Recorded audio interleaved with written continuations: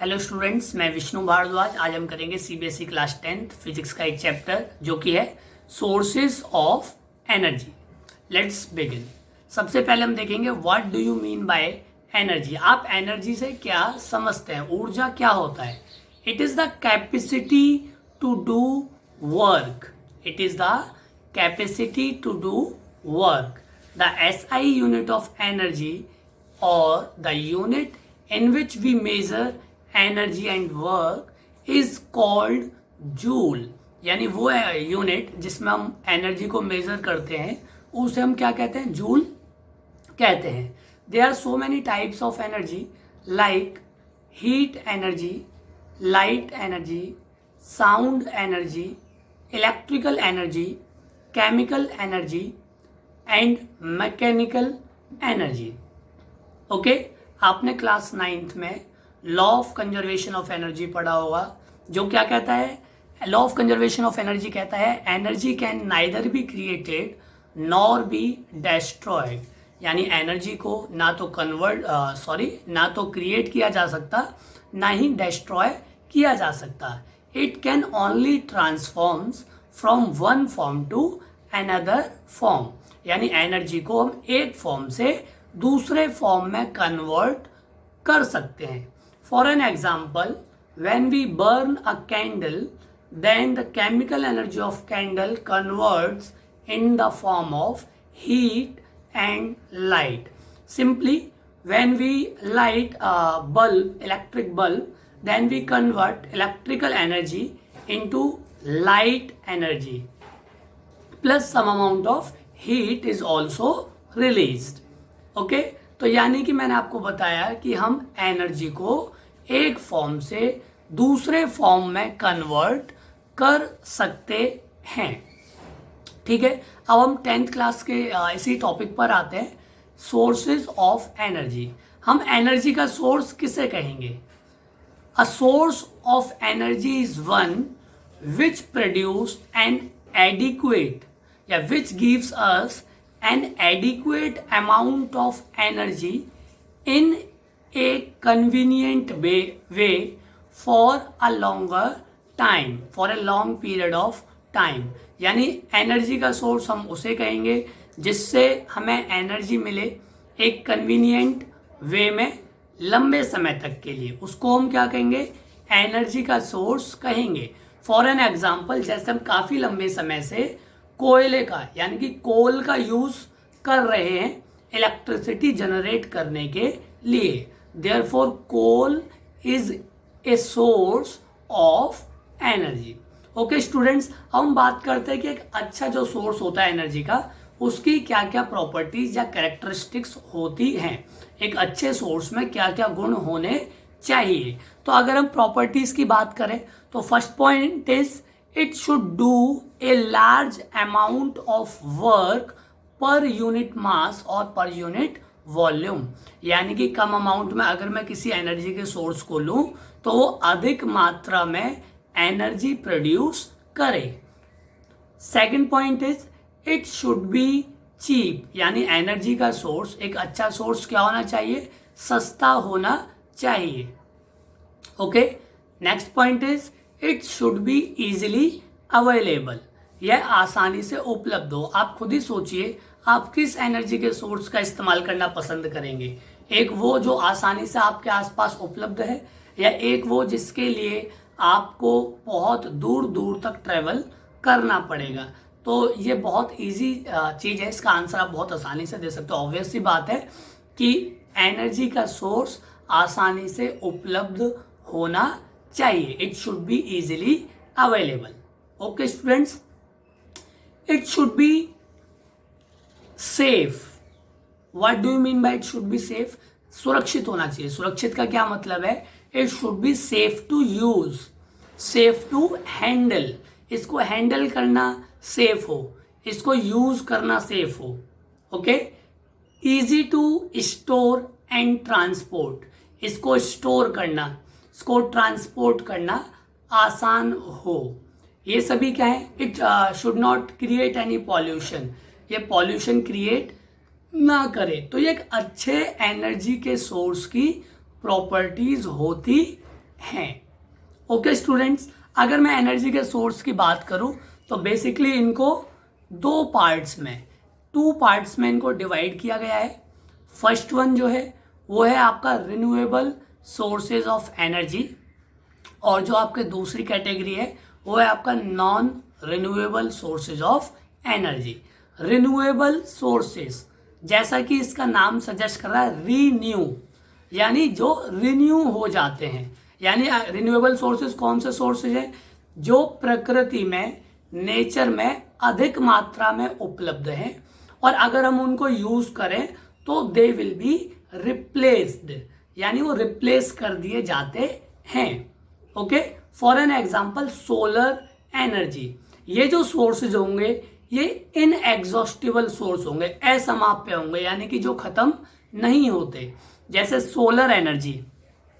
इसके अलावा geothermal energy, hydro power जो हमें कचरे से मिलता है, बायोमास, ये सभी कैसे सोर्स हैं? ये सभी एनर्जी के रिन्यूएबल सोर्सेज हैं। दूसरी जो आपकी कैटेगरी है वो है non renewable sources of energy. Non renewable sources कौन से हैं? जो बहुत लंबे समय के द्वारा बने, which have accumulated in nature in a very long duration. अगर इनको हम खत्म करें तो ये शीघ्र ही, यानी एक शॉर्टर ड्यूरेशन में रिप्लेस नहीं किए जा सकते। ठीक है, इन्हें हम क्या कहेंगे? नॉन रिन्यूएबल सोर्सेज या एग्जॉस्टिबल सोर्सेज ऑफ एनर्जी कहते हैं, समाप्य संसाधन जो खत्म हो जाते हैं। अगर मैं इनके एग्जाम्पल की बात करूं, कोल, पेट्रोलियम, नेचुरल गैस, ये सभी किसके एग्जाम्पल है? ये सभी नॉन रिन्यूएबल सोर्सेज या एग्जॉस्टिबल सोर्सेज ऑफ एनर्जी के एग्जाम्पल्स हैं। ओके स्टूडेंट्स, नेक्स्ट टॉपिक की तरफ हम चलते हैं, जो कि है फ्यूल। फ्यूल क्या है? Fuels are also sources of energy. Fuels भी क्या होते हैं? एनर्जी के ही सोर्स होते हैं, यानी जिनसे हमें क्या मिलती है? जिनसे हमें एनर्जी मिलती है। फ्यूल हम उन सोर्सेज को या उन सब्सटेंसेस को कहेंगे जिनसे हमें एनर्जी मिलती है in the form of heat and light when we burns them. यानी फ्यूल या ईंधन वो सब्सटेंसेस हैं जो जलाने पर हीट और लाइट की फॉर्म में हमें एनर्जी देते हैं या एनर्जी प्रोवाइड करते हैं। उन्हें हम क्या कहेंगे? उन्हें हम फ्यूल कहेंगे। What are the properties of a good fuel और एन आइडियल फ्यूल? एक आइडियल फ्यूल कैसा होना चाहिए? तो इसकी प्रॉपर्टी बेसिकली जो सोर्सेज ऑफ एनर्जी की प्रॉपर्टी है वही है, इनमें प्लस हम कुछ पॉइंट और ऐड करेंगे। ओके, फर्स्ट पॉइंट आप याद रखते रहना, it should have high calorific value. इसकी कैलोरीफिक वैल्यू, इसका कैलोरी मान अधिक होना चाहिए। कैलोरीफिक वैल्यू क्या है? जैसे हम किसी फ्यूल को जलाते हैं तो मैंने आपको बताया वो क्या प्रोड्यूस करेगा? हीट प्रोड्यूस करेगा। तो सपोज मैंने 1 kg फ्यूल लिया, अलग अलग फ्यूल लिए 1 kg, एक से ज्यादा एनर्जी मुझे मिली, एक से कम एनर्जी मिली। जिससे ज्यादा एनर्जी मिली उसे हम कहेंगे हाई कैलोरीफिक वैल्यू, जिससे कम मिली उसे हम कहेंगे लो कैलोरीफिक वैल्यू।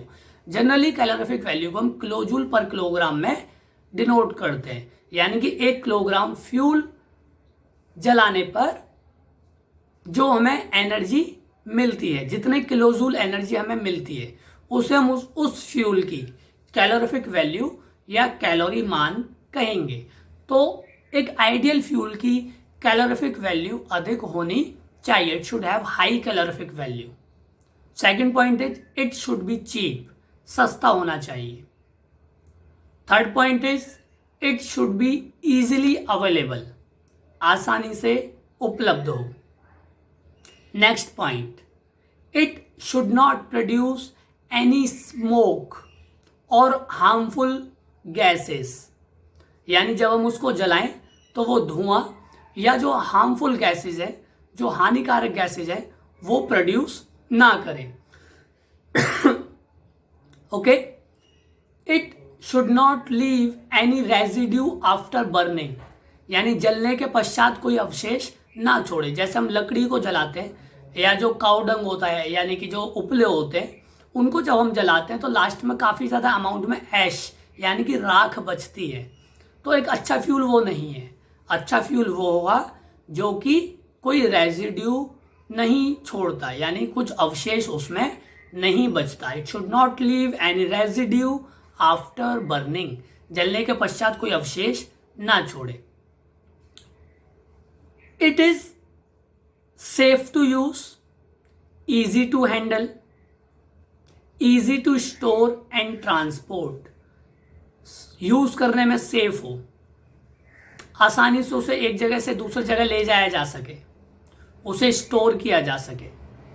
वो जो सोर्सेज है यानी ये जो प्रॉपर्टीज है ये एक अच्छे फ्यूल में होनी चाहिए हर हाल में।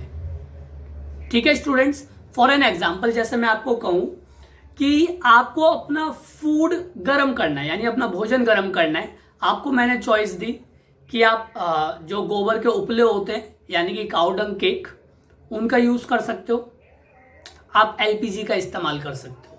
तो आप किसको चूज करोगे? अगर मैं ये दो ऑप्शन दूं, और भी ऑप्शन हो सकते हैं जो बहुत अच्छे ऑप्शन है, जैसे सोलर एनर्जी की अगर हम बात करें वो एक बहुत अच्छा ऑप्शन है। लेकिन अगर मैं आपको ये दो ऑप्शन दूं, काऊ डंग केक, एलपीजी, तो आप किसका यूज करोगे? तो देखो मैं इसका आंसर आपको मैं ही दूंगा। हम एलपीजी का यूज करेंगे। क्यों? क्योंकि LPG is better fuel, much better fuel in comparison to cow dung cake. जैसे कि जब हम काऊ डंग केक को जलाते हैं तो आपको पता है काफी ज्यादा धुआं या स्मोक इसमें प्रोड्यूस होता है, जबकि एलपीजी में कोई स्मोक प्रोड्यूस नहीं होता। दूसरा ये जो काऊ डंग केक है इनको जब हम जलाते हैं तो रेजिड्यू बचता है, राख बचती है, जबकि जब हम एलपीजी को बंद करते हैं it does not leave any residue after burning, जलने के पश्चात कोई अवशेष नहीं छोड़ता, स्मूथली बर्न होता है एलपीजी। ओके, तो हम किसका यूज करेंगे? एलपीजी का यूज करेंगे। आसानी से उपलब्ध भी है अभी तो। पहले ये जो आपका काऊ डंग केक था ये आसानी से मिल जाता था, लेकिन शहरों में अब नहीं मिलता है। ठीक है ना? तो अधिकतर जो हमारे पॉइंट है यानी एक अच्छा फ्यूल के वो एलपीजी से ज्यादा मैच करते हैं। कैलोरीफिक वैल्यू एलपीजी की बहुत हाई है in comparison to cow dung cake. Cow dung cake की calorific value 5 to 10 kilojoule per kg है, वहीं एलपीजी की calorific value 55 kilojoule per kg है, यानी लगभग 10 गुना in comparison to cow dung cake. तो LPG is much better fuel than coal. Okay students, तो ये आपका मैंने आपको बताया कि अच्छे फ्यूल में क्या क्या प्रॉपर्टीज होनी चाहिए। ठीक है, नेक्स्ट क्लास में हम क्या करेंगे, ये वीडियो तो मैं यहाँ पर खत्म करूंगा, लेकिन नेक्स्ट क्लास का आपको बता दूं, नेक्स्ट क्लास में हम फॉसिल फ्यूल्स के बारे में स्टडी करेंगे, उनके advantages disadvantages, thermal power plant के बारे में स्टडी करेंगे और हाइड्रो पावर प्लांट के बारे में स्टडी करेंगे। Okay, goodbye everyone. ये वीडियो मैंने घर पर ही शूट किया है क्योंकि मैं लॉकडाउन में घर पर ही हूँ, अदरवाइज मैं बोर्ड का यूज़ करके कोचिंग में बना था। Sorry for that. बाय।